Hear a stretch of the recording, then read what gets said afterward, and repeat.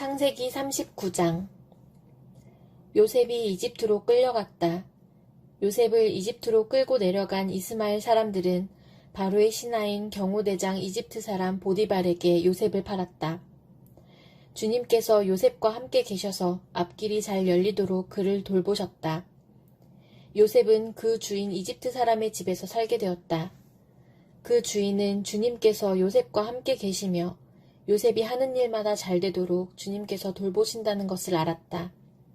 주인은 요셉이 눈에 들어서 그를 신복으로 삼고 집안일과 재산을 모두 요셉에게 맡겨 관리하게 하였다. 그가 요셉에게 자기의 집안일과 그 모든 재산을 맡겨서 관리하게 한 그때부터 주님께서 요셉을 보시고 그 이집트 사람의 집에 복을 내리셨다. 주님께서 내리시는 복이 주인의 집안에 있는 것이든지 밭에 있는 것이든지 그 주인이 가진 모든 것에 미쳤다. 그래서 그 주인은 자기가 가진 모든 것을 요셉에게 맡겨서 관리하게 하고 자기의 먹거리를 빼고는 아무것도 간섭하지 않았다. 요셉은 용모가 준수하고 잘생긴 미남이었다. 이 일이 이렇게 된 지 얼마 지나지 않아서 주인의 아내가 요셉에게 눈짓을 하며 나하고 침실로 가요 하고 꾀었다. 그러나 요셉은 거절하면서 주인의 아내에게 말하였다. 주인께서는 모든 것을 나에게 맡겨 관리하게 하시고는 집안일에는 아무 간섭도 하지 않으십니다. 주인께서는 가지신 모든 것을 나에게 맡기셨으므로 이 집안에서는 나의 위에는 아무도 없습니다. 나의 주인께서 나의 마음대로 하지 못하게 한 것은 한 가지뿐입니다. 그것은 마님입니다. 마님은 주인 어른의 부인이시기 때문입니다. 그런데 내가 어찌 이런 나쁜 일을 저질러서 하나님을 거역하는 죄를 지을 수 있겠습니까? 요셉이 이렇게 말하였는데도 주인의 아내는 날마다 끈질기게 요셉에게 요구해왔다. 요셉은 그 여인과 함께 침실로 가지도 않았을 뿐만 아니라 아예 그 여인과 함께 있지도 않았다. 하루는 요셉이 할 일이 있어서 집 안으로 들어갔는데 그 집 종들이 집 안에 하나도 없었다. 여인이 요셉의 옷을 붙잡고 나하고 침실로 가요 하고 졸랐다. 그러나 요셉은 붙잡힌 자기의 옷을 그의 손에 버려둔 채 뿌리치고 집 바깥으로 뛰어나갔다. 여인은 요셉이 그 옷을 자기의 손에 버려둔 채 집 바깥으로 뛰어나가는 것을 보고 집에서 일하는 종들을 불러다가 말하였다. 이것 좀 보아라. 주인이 우리를 웃음거리로 만들려고 이 히브리 녀석을 데려다 놓았구나. 그가 나를 욕보이려고 달려들기에 내가 고함을 질렀더니 그는 내가 고함 지르는 소리를 듣고 제 옷을 여기에 내버리고 바깥으로 뛰어나갔다. 이렇게 말하고 그 여인은 그 옷을 곁에 놓고 주인이 집으로 돌아오기를 기다렸다. 주인이 돌아오자 그에게 이렇게 일러 바쳤다. 당신이 데려다 놓은 저 히브리 사람이 나를 농락하려고 나에게 달려들었어요. 내가 사람 살리라고 고함을 질렀더니 옷을 내 앞에 버려두고 바깥으로 뛰어나갔어요. 주인은 자기 아내에게서 당신의 종이 나에게 이 같은 행패를 부렸어요 하는 말을 듣고서 화가 치밀어 올랐다. 요셉의 주인은 요셉을 잡아서 감옥에 가두었다. 그곳은 왕의 죄수들을 가두는 곳이었다. 요셉이 감옥에 갇혔으나 주님께서 그와 함께 계시면서 돌보아 주시고 그를 한결같이 사랑하셔서 간수장의 눈에 들게 하셨다. 간수장은 감옥 안에 있는 죄수를 모두 요셉에게 맡기고 감옥 안에서 일어나는 온갖 일을 요셉이 혼자 처리하게 하였다. 간수장은 요셉에게 모든 일을 맡기고 아무것도 간섭하지 않았다. 그렇게 된 것은 주님께서 요셉과 함께 계시기 때문이며 주님께서 요셉을 돌보셔서 그가 하는 일은 무엇이나 다 잘되게 해주셨기 때문이다. 마가복음 9장. 또 예수께서 그들에게 말씀하셨다. 내가 진정으로 너희에게 말한다. 여기에 서 있는 사람들 가운데는 죽기 전에 하나님의 나라가 권능을 떨치며 와 있는 것을 볼 사람들도 있다. 그리고 엿새 뒤에 예수께서 베드로와 야고보와 요한만을 데리고 따로 높은 산으로 가셨다. 그런데 그들이 보는 앞에서 그의 모습이 변하였다. 그 옷은 세상의 어떤 빨래꾼이라도 그렇게 희게 할 수 없을 만큼 새하얗게 빛났다. 그리고 엘리야가 모세와 함께 그들에게 나타나더니 예수와 말을 주고받았다. 그래서 베드로가 예수께 말하였다. 랍비님, 우리가 여기에 있는 것이 좋겠습니다. 우리가 초막 셋을 지어서 하나에는 랍비님을, 하나에는 모세를, 하나에는 엘리야를 모시겠습니다. 베드로는 무슨 말을 해야 좋을지 몰라서 이런 말을 했던 것이다. 제자들이 겁에 질렸기 때문이다. 그런데 구름이 일어나서 그들을 뒤덮었다. 그리고 구름 속에서 소리가 났다. 이는 내 사랑하는 아들이다. 너희는 그의 말을 들어라. 그들이 문득 둘러보았으나 아무도 없고 예수만 그들과 함께 계셨다. 그들이 산에서 내려올 때에 예수께서는 그들에게 명하시어 인자가 죽은 사람들 가운데서 살아날 때까지는 본 것을 아무에게도 이야기하지 말라고 하셨다. 그들은 이 말씀을 간직하고 죽은 사람들 가운데서 살아난다는 것이 무슨 뜻인가를 서로 물었다. 그들이 예수께 묻기를 어찌하여 율법학자들은 엘리야가 먼저 와야 한다고 합니까? 하니 예수께서 그들에게 말씀하셨다. 확실히 엘리야가 먼저 와서 모든 것을 회복한다. 그런데 인자가 많은 고난을 받고 멸시를 당할 것이라고 기록한 것은 어찌 된 일이냐? 내가 너희에게 말한다. 엘리야는 이미 왔다. 그런데 그를 두고 기록한 대로 사람들은 그를 함부로 대하였다. 그들이 다른 제자들에게 와서 보니 큰 무리가 그 제자들을 둘러싸고 있고 율법학자들이 그들과 논쟁을 하고 있었다. 온 무리가 곧 예수를 보고서는 몹시 놀라 달려와서 인사하였다. 예수께서 그들에게 물으셨다. 너희는 그들과 무슨 논쟁을 하고 있느냐? 무리 가운데 한 사람이 예수께 대답하였다. 선생님, 내 아들을 선생님께 데려왔습니다. 그 아이는 말을 못하게 하는 귀신이 들려 있습니다. 어디서나 귀신이 아이를 사로잡으면 아이를 거꾸러뜨립니다. 그러면 아이는 거품을 흘리며 이를 갈며 몸이 뻣뻣해집니다. 그래서 선생님의 제자들에게 그 귀신을 쫓아내달라고 했으나 그들은 쫓아내지 못했습니다. 예수께서 그들에게 말씀하셨다. 아, 믿음이 없는 세대여. 내가 언제까지 너희와 함께 있어야 하겠느냐? 내가 언제까지 너희에게 참아야 하겠느냐? 아이를 내게 데려오너라. 그래서 그들이 아이를 예수께 데려왔다. 귀신이 예수를 보자 아이에게 즉시 심한 경련을 일으켰다. 아이는 땅에 넘어져서 거품을 흘리며 뒹굴었다. 예수께서 그 아버지에게 물으셨다. 아이가 이렇게 된 지 얼마나 되었느냐? 그가 대답하였다. 어릴 때부터입니다. 귀신이 그 아이를 죽이려고 여러 번 불 속에도 던지고 물 속에도 던졌습니다. 하실 수 있으면 우리를 불쌍히 여기시고 도와주십시오. 예수께서 그에게 말씀하셨다. 할 수 있으면이 무슨 말이냐? 믿는 사람에게는 모든 일이 가능하다. 그 아이의 아버지는 큰 소리로 외쳐 말했다. 내가 믿습니다. 믿음 없는 나를 도와주십시오. 예수께서 무리가 어울려 달려오는 것을 보시고 악한 귀신을 꾸짖어 말씀하셨다. 벙어리와 귀머거리가 되게 하는 귀신아, 내가 너에게 명한다. 그 아이에게서 나가라. 그리고 다시는 그에게 들어가지 말아라. 그러자 귀신은 소리를 지르고서 아이에게 심한 경련을 일으켜 놓고 나갔다. 아이는 죽은 것과 같이 되었다. 그래서 사람들은 모두 말하기를 아이가 죽었다 하였다. 그런데 예수께서 아이의 손을 잡아서 일으키시니 아이가 일어섰다. 예수께서 집 안으로 들어가시니 제자들이 따로 그에게 물어보았다. 왜 우리는 귀신을 쫓아내지 못했습니까? 예수께서 그들에게 대답하셨다. 이런 부류는 기도로 쫓아내지 않고는 어떤 수로도 쫓아낼 수 없다. 그들은 거기에서 나와서 갈릴리를 가로질러 가고 있었다. 예수께서는 이것을 남들이 알기를 바라지 않으셨다. 그것은 예수께서 제자들을 가르치시며 인자가 사람들의 손에 넘어가고 사람들이 그를 죽이고 그가 죽임을 당하고 나서 사흘 후에 살아날 것이라고 그들에게 말씀하고 계셨기 때문이다. 그러나 제자들은 그 말씀을 깨닫지 못하였고 예수께 묻기조차 두려워하였다. 그들은 가버나움으로 갔다. 예수께서 집 안에 계실 때에 제자들이 물으셨다. 너희가 길에서 무슨 일로 다투었느냐? 제자들은 잠잠하였다.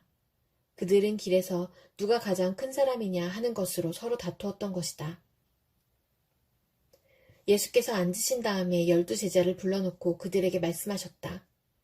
누구든지 첫째가 되고자 하면 그는 모든 사람의 꼴찌가 되어서 모든 사람을 섬겨야 한다. 그리고 어린이 하나를 데려다가 그들 가운데 세우신 다음에 그를 껴안아 주시고 그들에게 말씀하셨다. 누구든지 내 이름으로 이런 어린이들 가운데 하나를 영접하면 그는 나를 영접하는 것이요. 누구든지 나를 영접하는 사람은 나를 영접하는 것보다 나를 보내신 분을 영접하는 것이다. 요한이 예수께 말하였다. 선생님, 어떤 사람이 선생님의 이름으로 귀신들을 쫓아내는 것을 우리가 보았습니다. 그런데 그 사람은 우리를 따르는 사람이 아니므로 우리는 그가 그런 일을 하지 못하게 막았습니다. 그러나 예수께서는 이렇게 말씀하셨다. 막지 말아라. 내 이름으로 기적을 행하고 나서 쉬이 나를 욕할 사람은 아무도 없기 때문이다. 우리를 반대하지 않는 사람은 우리를 지지하는 사람이다. 내가 진정으로 너희에게 말한다. 너희가 그리스도의 사람이라고 해서 너희에게 물 한 잔이라도 주는 사람은 절대로 자기가 받을 상을 잃지 않을 것이다. 또 나를 믿는 이 작은 사람들 가운데서 하나라도 죄짓게 하는 사람은 차라리 그 목에 큰 맷돌을 달고 바다에 빠지는 편이 낫다. 내 손이 너를 죄짓게 하거든 그것을 찍어버려라. 내가 두 손을 가지고 지옥에 곧 그 꺼지지 않는 불 속에 들어가는 것보다 차라리 한 손을 잃은 채로 생명에 들어가는 것이 낫다. 내 발이 너를 죄짓게 하거든 그것을 찍어버려라. 내가 두 발을 가지고 지옥에 들어가는 것보다 차라리 한 발은 잃었으나 생명에 들어가는 것이 낫다. 또 내 눈이 너를 죄짓게 하거든 그것을 빼어버려라. 내가 두 눈을 가지고 지옥에 들어가는 것보다 차라리 한 눈으로 하나님의 나라에 들어가는 것이 낫다. 지옥에서는 그들을 파먹는 구더기들도 죽지 않고 불도 꺼지지 않는다. 모든 사람이 다 소금에 절이듯 불에 절여질 것이다. 소금은 좋은 것이다. 그러나 소금이 짠맛을 잃으면 너희는 무엇으로 그것을 짜게 하겠느냐. 너희는 너희 가운데 소금을 쳐두어서 서로 화목하게 지내어라. 욥기 5장. 어서 부르짖어 보아라. 내게 응답하는 이가 있겠느냐. 하늘에 있는 거룩한 이들 가운데서 그 누구에게 하소연을 할 수 있겠느냐. 미련한 사람은 자기의 분노 때문에 죽고 어리석은 사람은 자기의 질투 때문에 죽는 법이다. 어리석은 사람의 뿌리가 뽑히고 어리석은 자의 집이 순식간에 망하는 것을 내가 직접 보았다. 그런 자의 자식들은 도움을 받을 데가 없어서 재판에서 억울한 일을 당해도 구해주는 이가 없었고 그런 자들이 거두어들인 것은 굶주린 사람이 먹어치운다. 가시나무 밭에서 자란 것까지 먹어치운다. 목마른 사람이 그의 재산을 삼켜버린다. 재앙이 흙에서 일어나는 법도 없고 고난이 땅에서 솟아나는 법도 없다. 인간이 고난을 타고 태어나는 것은 불티가 위로 나는 것과 같은 이치이다. 나 같으면 하나님을 찾아서 내 사정을 하나님께 털어놓겠다. 그분은 우리가 측량할 수 없는 큰 일을 하시며 우리가 헤아릴 수 없는 기이한 일을 하신다.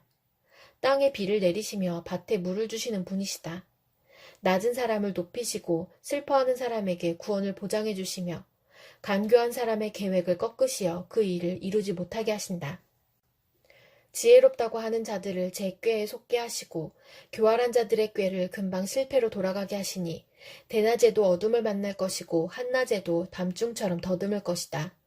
그러나 하나님은 가난한 사람들을 그들의 칼날 같은 입과 억센 소나기로부터 구출하신다.